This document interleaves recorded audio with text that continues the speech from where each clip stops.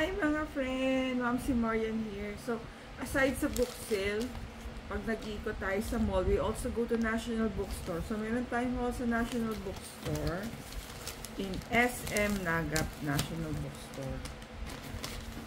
What's it? Ayan. So, pag may nakikita tayong sale, this one is the cookbook of Pakwang for only 10 pesos. Ayan, kaya no discernment or decision. Bilhin na natin kagad. It's only 10 pesos.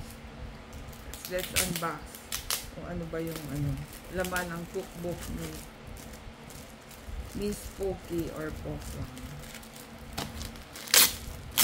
Diba? So, hindi ka na no wise decision making. For 10 pesos, it's worth it na, diba? Ayan, I think it's a cookbook eh. Sabi niya, nagmahal, nasaktan, nagluto. Ayan, meron siyang homemade fish ball, chicken inasal, binakol. Ayan, mga local foods pala. Ampalayang, walang kapait-pait. Ay, suka. I think she's selling that. Diba?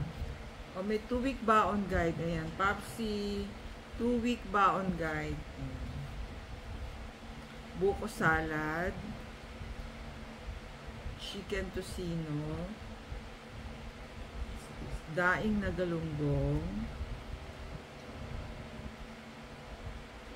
ginadgad na mais, masarap to soup, tanige, kilawin, kinilaw na tanige, egg with cilantro salad. Ayan, Papsi salad.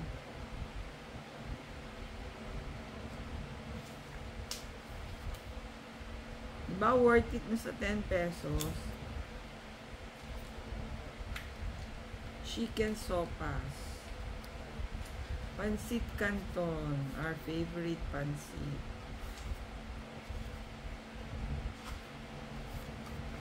Mushroom omelette, Papsi. Marami tayong idea kung this. So, yan ang ating haul from National Bookstore in SM Naga. Thank you for watching, guys. See you in our next video.